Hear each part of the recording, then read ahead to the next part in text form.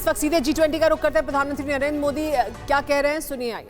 मैं इस डिक्लेरेशन को एडॉप्ट करने की घोषणा करता हूं।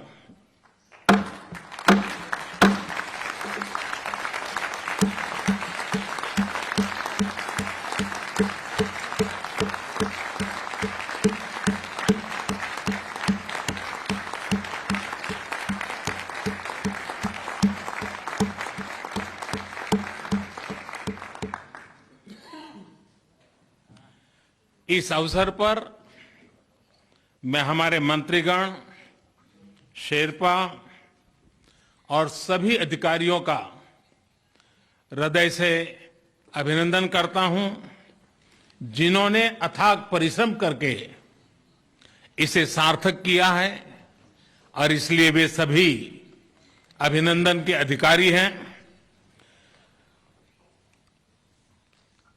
मैं अब मीडिया से मित्रों को रिक्वेस्ट कर रहा हूं कि अगर आप इजाजत दें तो हम आगे का काम करना चाहते हैं। आप सभागृह से बाहर जा सकते हैं।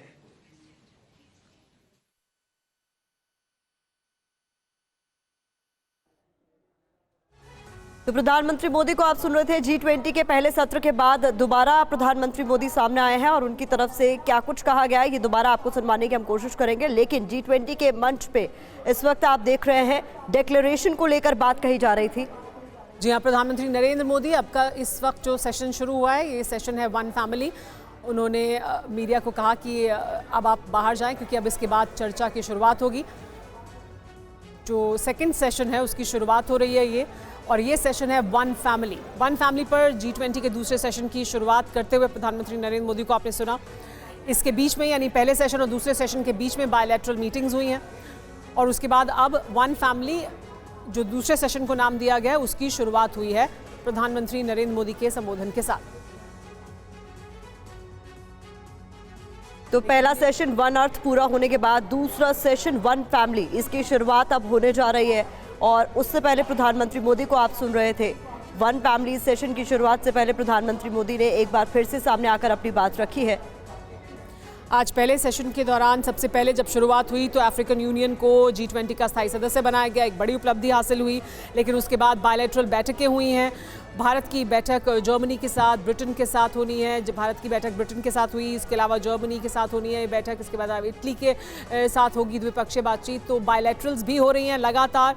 वहीं एक तरफ नज़र बनी हुई है रूस और अमेरिका पर कि क्या उनके बीच कोई मुलाकात होती है या नहीं। लेकिन अब जो सेशन जिसका शुरुआत हो रही है, जिसकी शुरुआत प्रधानमंत्री नरेंद्र मोदी के संबोधन के साथ हुई है, इस सेशन का नाम है वन फैमिली। तो G20 डिक्लेरेशन पर मुहर लग चुकी है।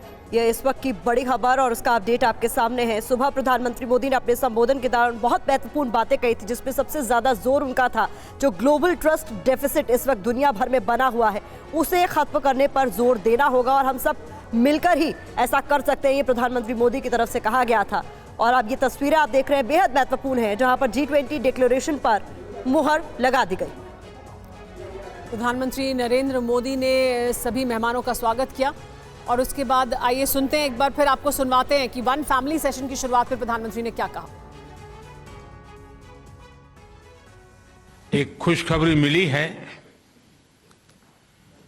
हमारी टीम्स के हार्डवर्क से और आप सभी के सहयोग से नई Delhi G20 leaders summit declaration पर सहमति बनी है।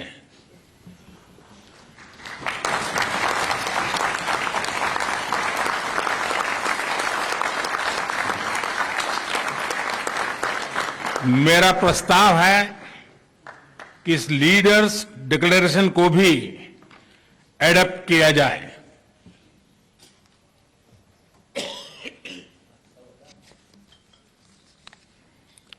मैं इस डिक्लेरेशन को एडॉप्ट करने की घोषणा करता हूं।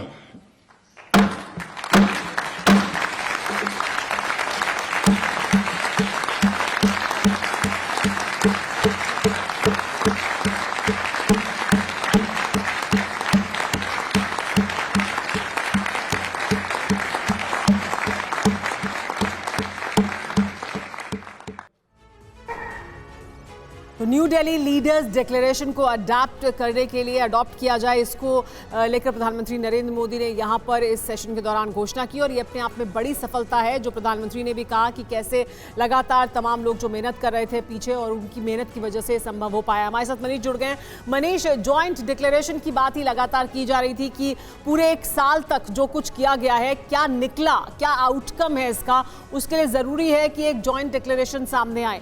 इसमें कुछ पेश थे जिस पर बात फंसी हुई थी, लेकिन अब प्रधानमंत्री नरेंद्र मोदी ने कहा है कि यह संभव हो पाया है और उसे अडॉप्ट भी कर लिया गया है। जी हाँ, बिल्कुल। देखिए, G20 के दूसरे ही सत्र में प्रधानमंत्री का जो ओपनिंग रिमार्क्स है उसने दरअसल G20 की सबसे बड़ी उपलब्धि का ऐलान कर दिया है और वो उपलब्धि है कि भारत के नेतृत्व में दिल्ली डिक्लेरेशन को अडॉप्ट कर लिया गया है, यानी उसे मंजूरी मिल गई है। प्रधानमंत्री मोदी ने इसकी घोषणा की कि सर्वसम्मति से दिल्ली घोषणा पत्र को रखा गया, उसको मंजूरी मिल गई है। ये एक बड़ी उपलब्धि है ऐसे समय में जब रूस यूक्रेन युद्ध समेत तमाम ऐसे इश्यूज थे जहां पर एकमत राय नहीं बन रही थी, वहां पर सर्वसम्मति से राय बन गई है। अब ये देखना होगा कि इस घोषणा पत्र का कंटेंट क्या है, रूस यूक्रेन युद्ध जिसे लेकर मामला फंसा हुआ था उसे लेकर क्या कुछ कहा गया है, किन बातों पर सहमति बनी है। निश्चित तौर पर अब हर किसी को इंतजार होगा इस डिक्लेरेशन के शब्दों को लेकर, किस तरीके से किस मुद्दे को एड्रेस किया गया। लेकिन भारत के लिए अगर कहूं तो भारत के लिए एक बड़ी बात है, रूस यूक्रेन के जो पक्षधर हैं उनको भले ही डिक्लेरेशन की उन बातों को लेकर सोचने समझने की जरूरत है, लेकिन हमारे लिए, भारत के लिए ये सबसे बड़ी बात है कि सर्वसम्मति से दिल्ली घोषणा पत्र को मंजूरी मिल गई है। प्रधानमंत्री नरेंद्र मोदी ने स्वयं इसका ऐलान किया है। बिल्कुल, हमें भी इंतजार होगा कि डिक्लेरेशन में किन कुछ महत्वपूर्ण बिंदुओं का जिक्र किया गया है मनीष। लेकिन G20 में भारत के जो शेरपा है अमिताभ कांत, उनसे आपकी बातचीत भी हुई थी और उनकी तरफ से भी इस बात पर जोर दिया गया था कि डिक्लेरेशन में कोशिश होगी कि ग्लोबल साउथ जो डेवलपिंग नेशंस हैं उनकी आवाज को बल मिले। क्या कहीं ना कहीं वो रिफ्लेक्ट होगा इसमें, ये माना जाए? बिल्कुल। देखिए, ग्लोबल साउथ की आवाज़ को बल देने की तो रिफ्लेक्ट होगा ही होगा। देखिए, सबसे बड़ी बात थी कि ये तो तय था कि दिल्ली घोषणा पत्र आएगा, वो आ गया है, प्रधानमंत्री ने स्वयं इसका ऐलान किया। दूसरी बात, भारत की बड़ी कामयाबी कि सर्वसम्मति से ये दिल्ली डिक्लेरेशन आ रहा है। दूसरी कामयाबी, अब जो तीसरी कामयाबी है कि रूस यूक्रेन जैसे बेहद गंभीर सेंसिटिव मामले में भी भारत के नेतृत्व में G20 के तमाम देश सहमत हो गए हैं। अब वो किन किन बातों पर सहमत हुए हैं ये डिक्लेरेशन देखकर पता चलेगा, लेकिन इतना तो जरूर तय है कि रूस और यूक्रेन के मुद्दे पर भी भारत के नेतृत्व में सभी देशों को मना लिया गया है। मुझे लगता है ये आज की तारीख में सबसे बड़ी बात है जिसकी कल्पना किसी ने नहीं की थी। मनीष, अगर हम ये कह रहे थे कि ये संभव हो ही नहीं पाएगा। मनीष, अगर हम यही अपने दर्शकों को समझाएं कि दरअसल क्यों ये जरूरी है कि हम ये समझें कि ये डिक्लेरेशन सर्वसम्मति से आया, उसकी अहमियत क्या है कि जब न्यू दिल्ली में, यहाँ पर दिल्ली में हो रहा है ये G20 समिट, ऐसे में यहाँ ये डिक्लेरेशन आना और इसकी जो अड़चनें थी, इसमें इसकी जो दुविधाएं थी उनको कैसे दूर किया गया, उसमें भारत की भूमिका क्या है, वो अगर हम अपने दर्शकों को समझाएं तो समझ में आएगा कि इसकी अहमियत क्या है। दरअसल इसके रास्ते में बहुत सी अड़चनें थी जिन्हें पार करके हम यहाँ तक पहुंचे। जी हाँ, बिल्कुल सही कहा। और आसान भाषा में अगर मैं कहूँ तो जैसे एक विद्यार्थी पूरे एक साल पढ़ाई करता है और फिर आप परीक्षा देते हैं और उसके बाद फिर आपके रिजल्ट आते हैं, तो जैसे एक विद्यार्थी के लिए रिजल्ट का महत्व है, वैसे ही किसी भी देश के लिए जब आप G20 जैसे बड़े सम्मेलन की प्रेसिडेंसी करते हैं, एक साल तक आप अध्यक्ष रहते हैं। आप सोचिए, भारत ने करीब 60 शहरों में 200 मीटिंग की थी, अलग अलग लेवल पर मीटिंग है। ऐसा नहीं है कि इस पूरे डिक्लेरेशन में केवल रूस यूक्रेन युद्ध है, कई पन्नों का दस्तावेज होगा, सभी अहम विषयों को टच किया जाएगा कि किस तरह से ग्लोबल फाइनेंसिंग के मामले में, कैसे डेप्ट रिस्ट्रक्चरिंग के मामले में क्या कुछ कंटेंट रखा जाएगा।